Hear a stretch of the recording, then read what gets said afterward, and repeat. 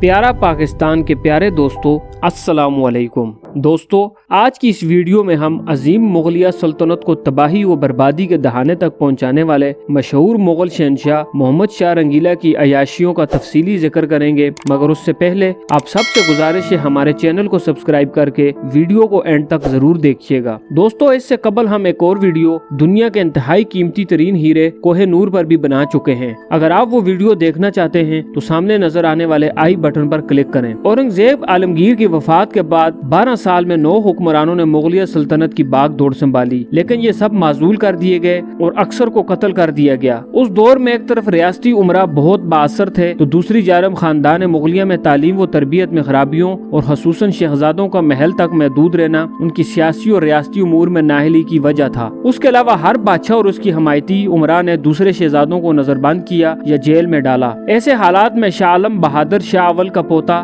روشن اختر سید برادران نے جیل سے رہا کرایا اور 17 ستمبر سن 1719 کو روشن اختر ناصر الدین محمد شاہ رنگیلا کے نام سے تخت پر بٹھا دیا۔ وہ لمبا عرصہ یعنی تقریباً 29 سال حکمران رہا۔ اس کا دور داخلی بغاوتوں، لڑائیوں اور خلفشار سے بھرپور دور تھا، لیکن اس کی اپنی شخصیت بھی تاریخ سلطنت مغلیہ کی متنازع اور بدنام شخصیت رہی۔ وہ صرف 19 سال کی عمر میں منتخب ہوا۔ اس کی ناتجربہ کاری سلطنت کے زوال کا سبب بنی تو درباری مسائل اور تخت نشینی کے جھگڑے بھی اس کی اہم وجہ تھے۔ اس کے دور میں مغل مرہٹہ جنگوں نے ہی مغل سلطنت کو ناقابل تلافی نقصان پہنچایا، لیکن محمد شاہ میں کمزوریاں بالکل تھیں۔ اعلیٰ قابلیت ہوتی تو ان مسائل پر وہ بر وقت قابو پا لیتا۔ نادر شاہ کے حملے نے مغلیہ سلطنت کو بالکل دیوالیہ کر دیا تھا۔ اس کے بعد جب انگریز آگے بڑھے تو انہیں اندازہ ہو گیا تھا کہ اب ان کے لیے میدان کھلا ہے۔ نادر شاہ نے مغلیہ سلطنت کو مردہ کر دیا، سارا خزانہ لوٹ لیا اور حکومت کو بے سر و سامان کر دیا۔ کمزور حکومت پھر سنبھل نہ سکی۔ محمد شاہ کے دور میں فوجی قوت کی کمی نہ تھی، صرف طاقتور قابل قائد کی کمی تھی۔ اس کے دور میں مغل فوج 2 لاکھ گھڑ سواروں اور 1500 جنگی ہاتھیوں پر مشتمل تھی، جس کے پاس توپیں بھی موجود تھی۔ مغل سلطنت کے علاقے 1725 سے ہی خود مختار ہونا شروع ہو گئے تھے اور سن 1737 میں مرہٹہ دہلی پر حملہ کر چکے تھے، یعنی نادر شاہ ایرانی کے دہلی پہ حملے سے 2 سال پہلے۔ اس کا مطلب ہے کہ بنیادی وجہ محمد شاہ کی ناتجربہ کاری، آپس کی جنگیں، سکھوں اور مرہٹوں کی بغاوت تھی، جن کو نادر شاہ ایرانی کے حملوں نے مزید تقویت بخشی۔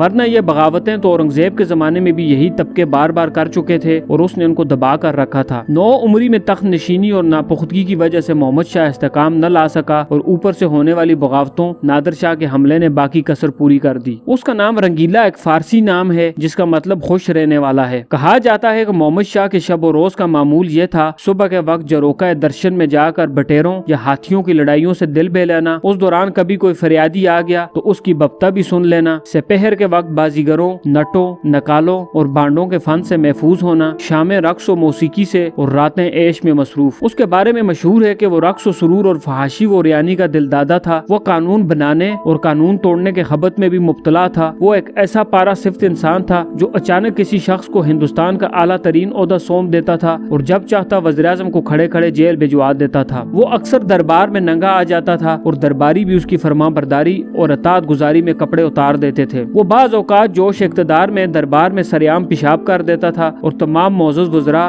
دلی کے شرفاء اور اس وقت کے علماء اور فضلاء واہ واہ کہہ کر بادشاہ سلامت کی تعریف کرتے تھے۔ وہ بیٹھے بیٹھے حکم دیتا تھا، کل تمام درباری زنانہ کپڑا پہن کر آئیں اور فلاں فلاں وزیر پاؤں میں گھنگرو باندھیں گے، اور وزراء اور درباریوں کے پاس انکار کی گنجائش نہیں ہوتی تھی۔ وہ دربار میں آتا تھا اور اعلان کر دیتا تھا جیل میں بند تمام مجرموں کو آزاد کر دیا جائے اور اتنی ہی تعداد کے برابر مزید لوگ جیل میں ڈال دیے جائیں۔ بادشاہ کے حکم پر سپاہی شہروں میں نکلتے تھے اور انہیں راستے میں جو بھی شخص ملتا تھا وہ اسے پکڑ کر جیل میں پھینک دیتے تھے۔ وہ وزارتیں تقسیم کرنے اور خلعتیں پیش کرنے کا بھی شوقین تھا۔ وہ روز 5 نئے لوگوں کو وزیر بناتا تھا اور 150 لوگوں کو شاہی خلعت پیش کرتا تھا۔ اگلے ہی دن یہ وزارتیں اور یہ خلعتیں واپس لے لی جاتی تھی۔ وہ طوائفوں کے ساتھ دربار میں آتا تھا اور ان کی ٹانگوں، بازوؤں اور پیٹ پر لیٹ کر کاروبار سلطنت چلاتا تھا۔ وہ قاضی شہر کو شراب سے وضو کرنے پر مجبور کرتا تھا اور اس کا حکم تھا، ہندوستان کی ہر خوبصورت عورت بادشاہ کی امانت ہے اور جس نے اس امانت میں خیانت کی اس کی गर्दन मार दी जाएगी। उसने अपने दौर में अपने अजीज तरीन घोड़े को वजीर मुमलिकत का स्टेटस दे दिया और ये घोड़ा शाही खलत पहनकर वुज़रा के साथ बैठता था। उसके दौर हुकूमत में वुज़रा और अमरा की एक कसीर तादाद हमजिन्स परस्त भी थी। ये सब मुबालगा अंगेजी नहीं है,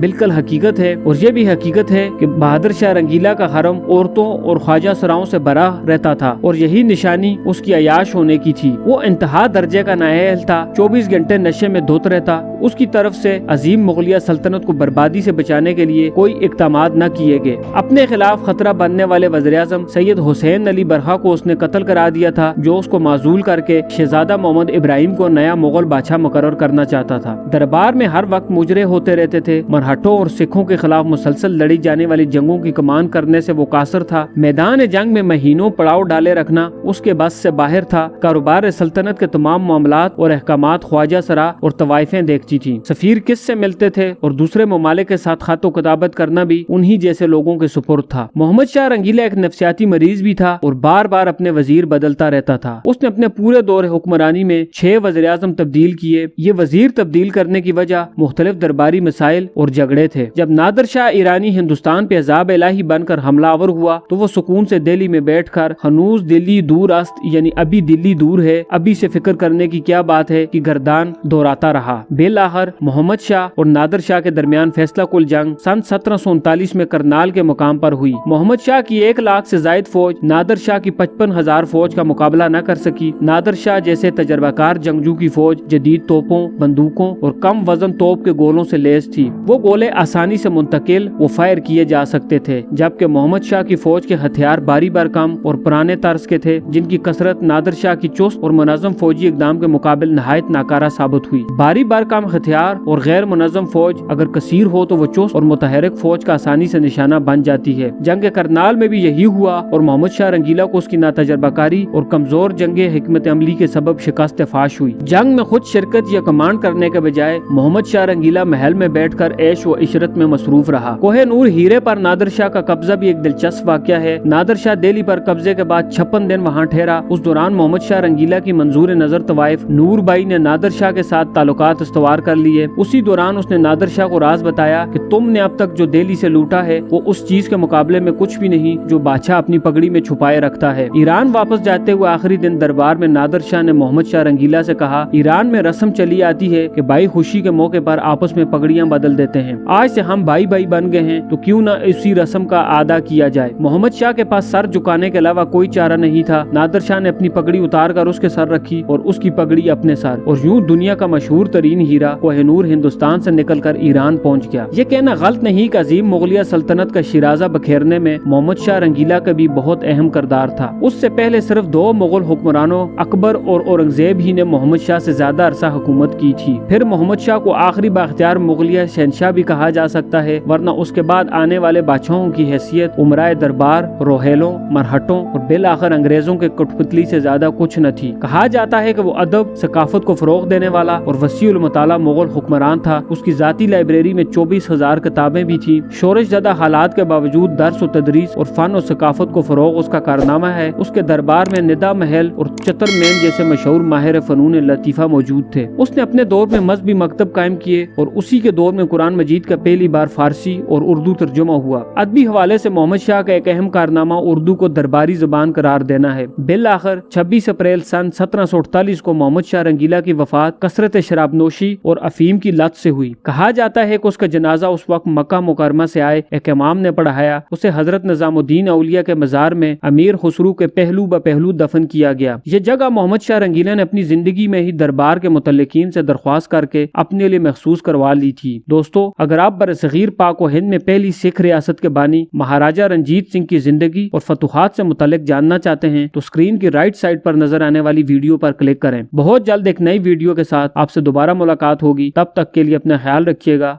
अल्लाह हाफिज।